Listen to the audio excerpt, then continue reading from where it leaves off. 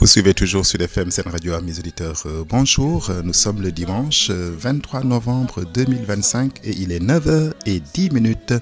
C'est donc l'heure de votre émission catholique du dimanche, Parole de vie et d'espérance.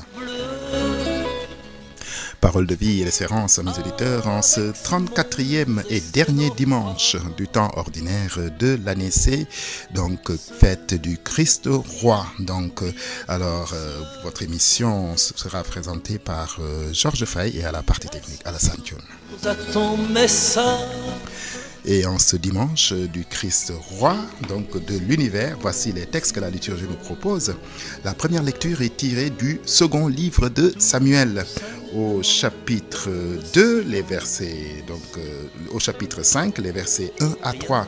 La deuxième lecture est tirée de la lettre de Saint Paul apôtre aux Colossiens, au chapitre 1, les versets 12 à 20. Et enfin, l'évangile de ce dimanche et de Saint Luc au chapitre 23, les versets 35 à 43. Vous avez donc là, à mes auditeurs, les textes de ce dimanche, encore une fois, dimanche du Christ roi, dernier dimanche de l'année liturgique. Donc, à partir de dimanche prochain, nous entrons dans une autre année liturgique, l'année A. Et donc, nous entrons par la même occasion dans le temps de l'Avent qui nous prépare donc à Noël. Alors, avant de voir les textes de ce dimanche, ainsi que les commentaires que nous ferons, lecture du second livre de Samuel. Toutes les tribus d'Israël vinrent trouver David à Hébron et lui dirent : Nous sommes du même sang que toi. Dans le passé déjà, quand Saül était notre roi, tu dirigeais les mouvements de l'armée d'Israël. Et le Seigneur t'a dit : Tu seras le pasteur d'Israël, mon peuple. Tu seras le chef d'Israël. C'est ainsi que tous les anciens d'Israël vinrent trouver le roi à Hébron. Le roi David fit alliance avec eux à Hébron devant le Seigneur. Ils donnèrent l'onction à David pour le faire roi sur Israël. Alors, amis auditeurs, le texte de l'histoire, n'est-ce pas, que rapporte ce second livre de Samuel, second livre de Samuel, se passe à Hébron. Hébron, donc, qui est une ville de montagne en Judée. Et cette ville se trouve à peu près à 1000 mètres d'altitude, donc elle est en hauteur, en altitude, à environ quelques 40 kilomètres au sud de Jérusalem. Alors, elle est très importante aujourd'hui pour les croyants des trois religions. Donc l'actualité nous le rappelle très souvent, l'actualité entre donc Israël et donc le peuple palestinien. Puisque, entre autres lieux, on se dispute aussi, n'est-ce pas, ce qu'on appelle le caveau des patriarches. Le caveau des patriarches. Là où, d'après la tradition, a été enterré Abraham, parce qu'Abraham avait acheté à Hébron,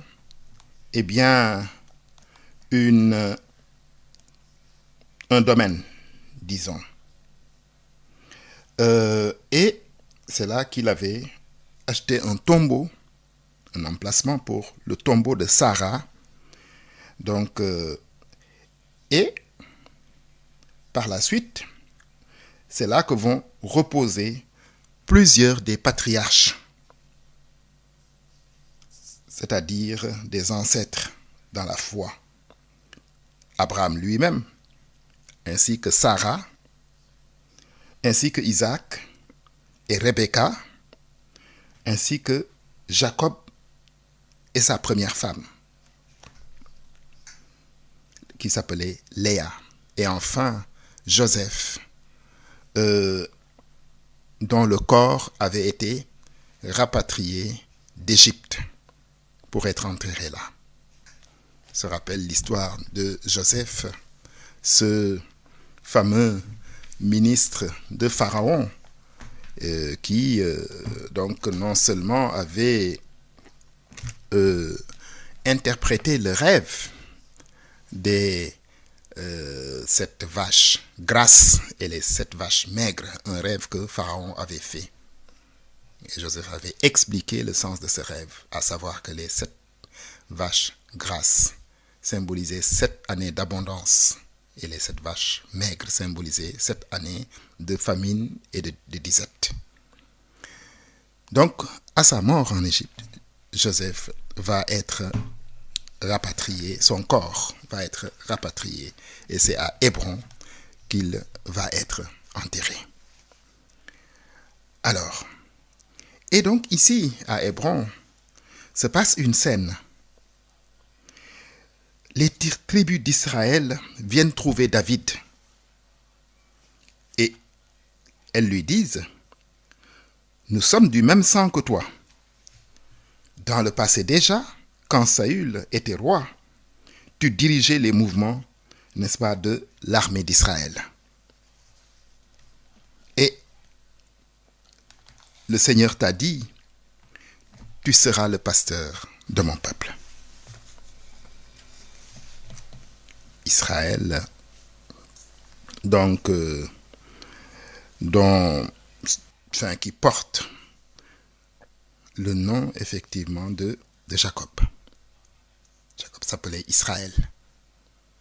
Et il va avoir 12 fils. Et à chacun de ses fils, chacun de ses fils donnera une tribu, qu'on appelait les 12 tribus d'Israël, c'est-à-dire les 12 tribus de Jacob. Et pourquoi est-ce que ces tribus-là sont-elles venues pour, n'est-ce pas, dire à David, effectivement, tu seras le pasteur d'Israël, mon peuple, tu seras le chef d'Israël. Et les anciens vinrent trouver le roi à Hébron. Et donc, ils lui font allégeance, parce qu'à ce moment, ce n'étaient pas toutes les tribus qui le reconnaissaient comme roi. Alors, on peut dire comment en est-on arrivé là? Mais on se souvient que les fils d'Israël sont entrés sur la terre promise vers l'an 1200 avant Jésus-Christ, après la mort de Moïse. Pendant un peu plus d'1 siècle, les 12 tribus ont vécu indépendantes. Pas complètement, tout de même, parce qu'elles gardaient entre elles des liens étroits. Alors, pendant la période qu'on appelle la période des juges, quand un danger menaçait une tribu, un chef temporaire qu'on appelait un juge prenait la direction des opérations jusqu'à ce que le danger soit écarté. Les juges en question assuraient les fonctions de gouverneurs, parfois même de prophètes. C'est le cas de Samuel, justement, qui faisait partie de ces juges.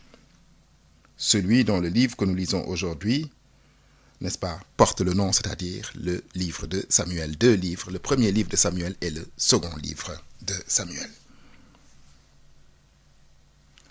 Alors, Samuel a tout fait pour dissuader les gens. Pour s'en convaincre, il suffit de relire le chapitre 8 du premier livre de Samuel. Mais il a beau parler, il a bien fallu en arriver là, avec les dissensions qui existaient. Alors, on a même demandé, n'est-ce pas, à Samuel de choisir un roi pour lui succéder. Alors, ce premier roi d'Israël, c'était Saül. Il a régné une vingtaine d'années, environ de 1030, n'est-ce pas, à 1010 avant Jésus-Christ. Et son règne, après quand même un début très prometteur, va être un règne triste. Il perd peu à peu la raison. Il désobéit aux ordres du prophète Samuel. De son vivant, il est désavoué et Samuel, sur ordre de Dieu, choisit déjà David, le petit berger de Bethléem, pour être son successeur. Et David va être le roi des 12 tribus d'Israël à la fois. Et ces 12 tribus donc vont être réunies sous la direction d'un unique pasteur, à la fois choisi par Dieu et reconnu par ses frères comme un des leurs. C'est ce dont parle donc le texte d'aujourd'hui. Donc là, on a cette réunification des 12 tribus qui vont effectivement former un seul peuple sous la direction d'un seul roi. Alors, pourquoi est-ce que la première lecture évoque l'histoire de ce roi David? Oui, mais justement parce que le Christ, Jésus, est un descendant de David. Il est de la lignée de David. C'est pour ça que dans le chant, n'est-ce pas, que nous avons écouté au début de notre émission, c'est dit très très clairement que, effectivement, nous te louons, nous te chantons au fils de David. Et lorsque, plus tard, Jésus va entrer triomphalement à Jérusalem, c'est ce que nous célébrons le dimanche des rameaux, la foule scandait Hosanna au fils de David. Donc, Jésus est, j'allais dire, de sang royal, puisqu'il est descendant de David. Et aujourd'hui, nous célébrons le Christ, roi de l'univers. Pas roi des 12 tribus d'Israël, pas roi, c'est pas moi de ce monde, d'un pays de ce monde. Non, roi de l'univers. C'est ce que l'Église, n'est-ce pas, célèbre en ce dimanche. Alors je rappelle aux auditeurs que vous suivez Parole de vie et d'espérance en ce dimanche du Christ roi. Évangile de Jésus-Christ selon saint Luc. On venait de crucifier Jésus et le peuple restait là à regarder. Les chefs ricanaient en disant « Il en a sauvé d'autres, qu'il se sauve lui-même s'il est le Messie de Dieu, l'élu. » Les soldats, eux, se moquaient de lui, s'approchant pour lui donner de la boisson vinaigrée. Ils lui disaient « Si tu es le roi des Juifs, sauve-toi toi-même. » Une inscription était placée au-dessus de sa tête. Celui-ci est le roi des Juifs. L'un des malfaiteurs suspendus à la croix l'injuriait. « N'es-tu pas le Messie? Sauve-toi toi-même et nous avec. » Mais l'autre lui fit de vifs reproches. « Tu n'as donc aucune crainte de Dieu. Tu es pourtant un condamné, toi aussi.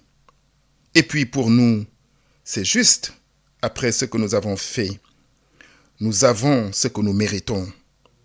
Mais lui, il n'a rien fait de mal. » Et il disait, « Jésus, souviens-toi de moi quand tu viendras inaugurer ton règne. » Jésus lui répondit, « Amen, je te le déclare.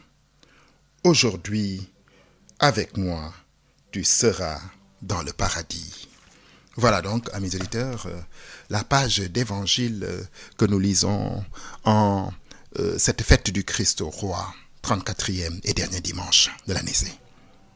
C'est un épisode de la passion du Christ après sa crucifixion. Et dans le texte que nous venons d'entendre, il y a 3 interpellations, 3 apostrophes. Donc, faites par 3, n'est-ce pas, groupes de personnes. Et qui, toutes les 3, obéissent à une préoccupation particulière. Les chefs des prêtres, eux, ricanent et demandent à Jésus et lui disent, si tu es le Messie. Ensuite, une deuxième interpellation qui lui dit, si tu es roi des Juifs. Et là, ce sont les soldats romains qui se moquent de lui. Et enfin, un des 2 voleurs, larron, qui a été crucifié en même temps que lui.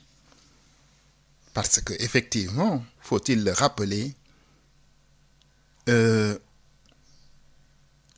Jésus n'est pas le seul à avoir été crucifié. Le jour de sa crucifixion, on avait cloué sur la croix 2 autres personnes. Et ce n'étaient pas les premières, encore une fois. Avant Jésus, on pratiquait la crucifixion, c'est-à-dire on clouait des gens. C'était un châtiment horrible qui venait des Perses, qui venait de la Perse et que les Romains avaient adopté, l'Empire romain de l'Antiquité, pour châtier certaines personnes. C'était un châtiment horrible. Donc Jésus n'a pas été le premier à avoir été crucifié.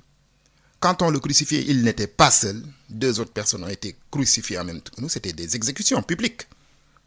C'est comme les exécutions publiques dans certains pays où on applique la peine de mort. Et après lui aussi, d'autres personnes ont été crucifiées, à commencer par les apôtres. Saint Paul, a été crucifié à Rome.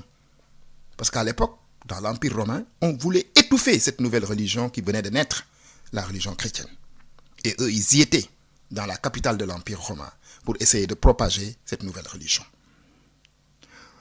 Alors, donc, un des malfaiteurs, crucifié en même temps que lui dit aussi, si tu es le Messie, le Sauveur, mais sauve-toi toi-même et sauve-nous aussi.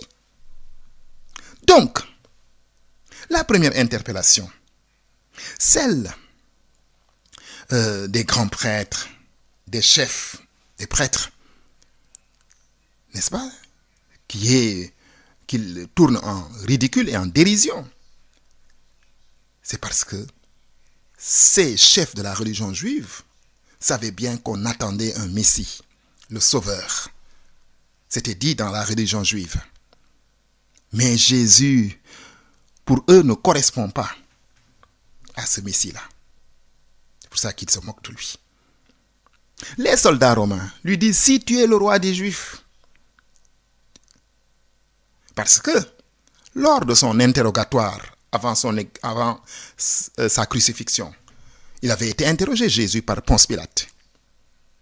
Et Ponce Pilate lui avait posé la question, es-tu le roi des Juifs? Jésus dit oui, mais tu le dis, je le suis. Et donc, les soldats romains, c'est-à-dire la puissance coloniale, l'occupation, parce que c'est l'Empire romain qui colonisait toute cette partie du monde qui est autour de la Méditerranée, le Proche-Orient, l'Afrique du Nord, etc., le sud de l'Europe, comme la France actuelle, l'Italie, le Portugal actuel, tout ça faisait partie de l'Empire romain. Et donc, mais pour eux, il n'y a pas de roi. Le roi, ou en tout cas l'empereur, c'est Jules César, là-bas à Rome. Ce n'est pas quelqu'un qui était là et qui prétend être roi. Vous voyez? Et donc, pour le tourner en dérision, ils lui disent, mais est-ce que tu es roi? Parce que pour eux aussi, un roi a une armée, n'est-ce pas? Devait être défendu. Mais Jésus, on est venu, on l'a attrapé, on l'a arrêté et on l'a traîné donc un peu partout avant de le crucifier. Si ça c'est un roi, eh bien c'est un drôle de roi. Et enfin, le malfaiteur qui était cloué sur la croix avec lui, on nous dit dans le texte, il l'injuriait. Et lui disait effectivement, mais si tu es le Messie, l'élu de Dieu, mais sauve-toi toi-même. Descends de cette croix et sauve-nous aussi. Lui, sa préoccupation, c'est de ne pas mourir, bien entendu. Mais l'évangéliste nous précise qu'au-dessus de sa tête, de la tête de Jésus, il y avait une inscription en latin et qui disait « Celui-ci est le roi des Juifs ». Alors, d'ailleurs, on connaît un peu la suite de cet épisode. Des chefs des prêtres étaient venus trouver Pilate et lui disent « Mais pourquoi tu écris « Celui-ci est le roi des Juifs » ? Tu dois écrire « Celui-ci prétend être le roi des Juifs ». Et Pilate va dire « Ce que j'ai écrit, je l'ai écrit, je ne vais rien changer ». Et voilà l'histoire. Mais celui qu'il tourne en dérision, n'est-ce pas, est véritablement un roi. D'ailleurs, pour se moquer de lui, on lui avait mis une couronne. Généralement, les rois ont des couronnes en or. Lui, on lui a mis une couronne d'épines. Voilà. Et véritablement, effectivement, celui dont il se moquait est roi. Mais pas roi à la manière de nos rois terrestres. Pas un roi avec une armée. Pas un roi avec un territoire. Mais il fait mieux que tous les rois de la terre réunis. Aucun roi ne peut prétendre régner sur le cœur de tous ces sujets. Lui, eh bien, règne dans les cœurs. Il l'a dit, mon royaume n'est pas de ce monde. Voilà. Et le bon larron sur la croix à mes auditeurs le dit. Seigneur Jésus, souviens-toi de moi quand tu viendras inaugurer ton règne.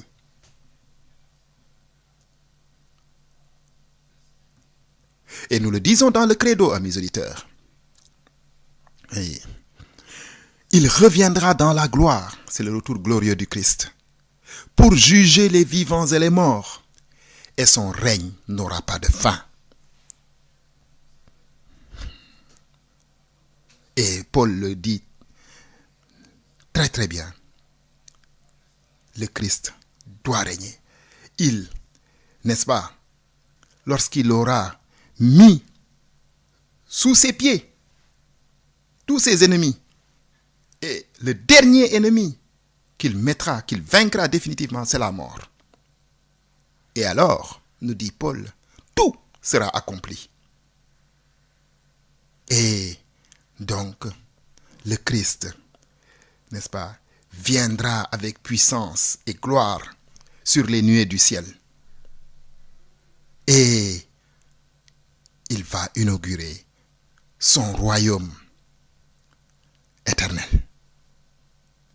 Je disais tantôt qu'il n'est pas roi à la manière des rois terrestres. Il ne vient pas s'imposer par la puissance, par exemple militaire. Non. Ce n'est pas celui qui a tous les honneurs, mais celui qui s'est rabaissé, comme nous le dit Paul. Il s'est abaissé, n'est-ce pas? Lui qui était dans la condition de Dieu, condition divine, il s'est abaissé au point de mourir et de mourir sur une croix. Parce qu'à l'époque, la crucifixion C'était le déshonneur le plus grand, l'humiliation la plus épouvantable qu'un condamné pouvait, n'est-ce pas, subir.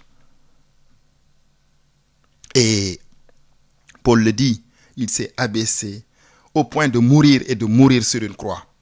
C'est pourquoi Dieu l'a élevé et lui a conféré le nom qui est au-dessus de tout nom, afin qu'au nom de Jésus, tout genou fléchisse au ciel, sur terre et dans les enfers, dans les abîmes, et que toute langue proclame Jésus-Christ est Seigneur à la gloire de Dieu le Père.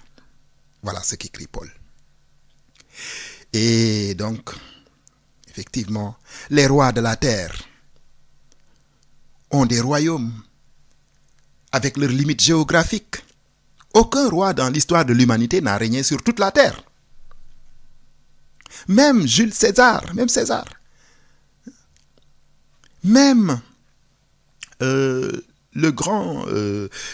l'empereur des Perses, le grand royaume perse.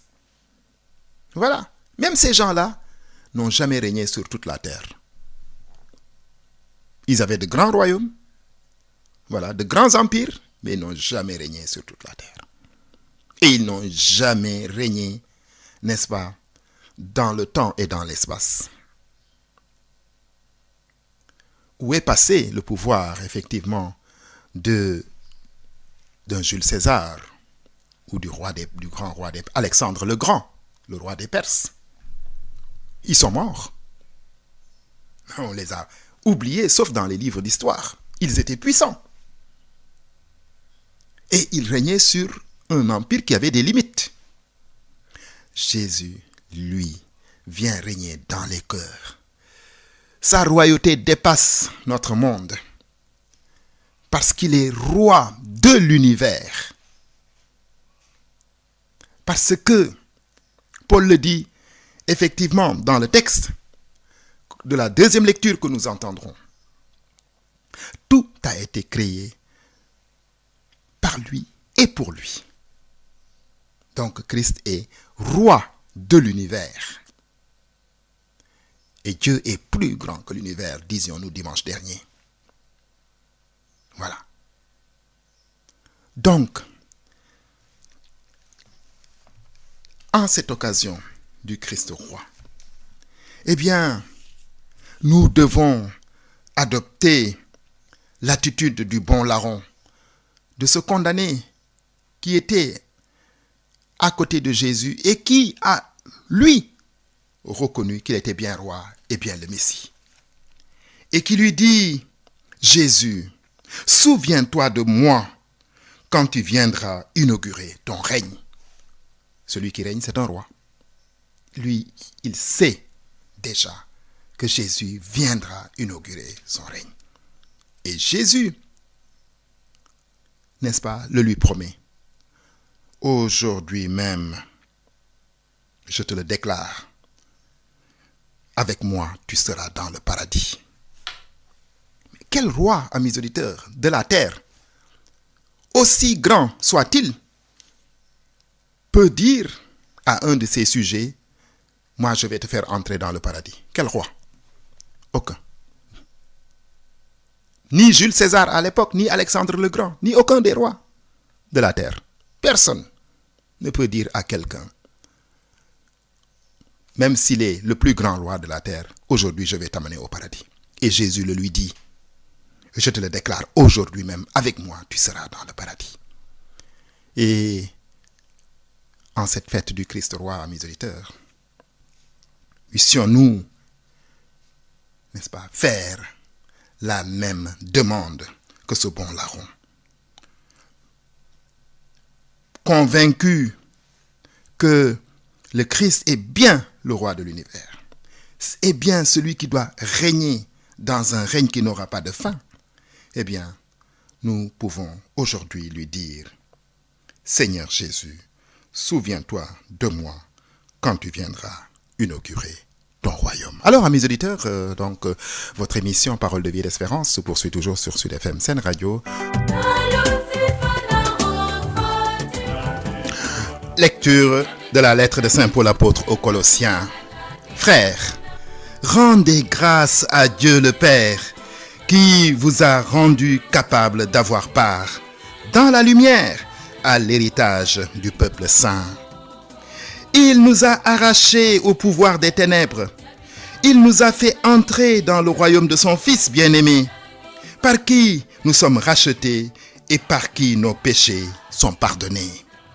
Lui, le Fils, il est l'image du Dieu invisible, le premier-né par rapport à toute créature, car c'est en lui que tout a été créé dans les cieux et sur la terre, les êtres visibles et les puissances invisibles. Tout est créé par lui et pour lui. Il est avant tous les êtres et tout subsiste en lui. Il est aussi la tête du corps, c'est-à-dire de l'Église. Il est le commencement, le premier-né d'entre les morts, puisqu'il devait avoir en tout la primauté. Car Dieu a voulu que dans le Christ, toute chose ait son accomplissement total. Il a voulu tout réconcilier par lui et pour lui, sur la terre et dans les cieux, en faisant la paix par le sang de sa croix.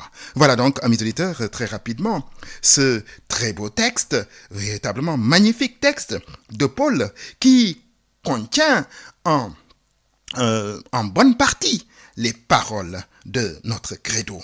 Paul le dit, effectivement, nous devons rendre grâce à Dieu, le Père, qui nous a rendus capables d'avoir part dans la lumière à l'héritage du peuple saint. Dieu nous a arrachés au pouvoir des ténèbres, c'est-à-dire au pouvoir du péché et de la mort, par la mort et la résurrection de Jésus, qui est descendu aux enfers pour délivrer les captifs de la mort, et les ramener donc à la vie, par sa mort, sa résurrection, qui a rendu possible notre résurrection, nous aurons part à l'héritage du peuple saint. Et ce Fils, il est l'image du Dieu invisible. C'est l'image visible du Dieu invisible. Il le disait effectivement à Philippe.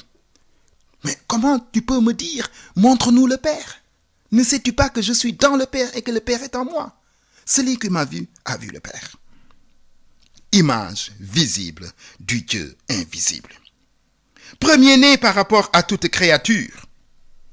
Et Paul le précise, par lui tout a été fait.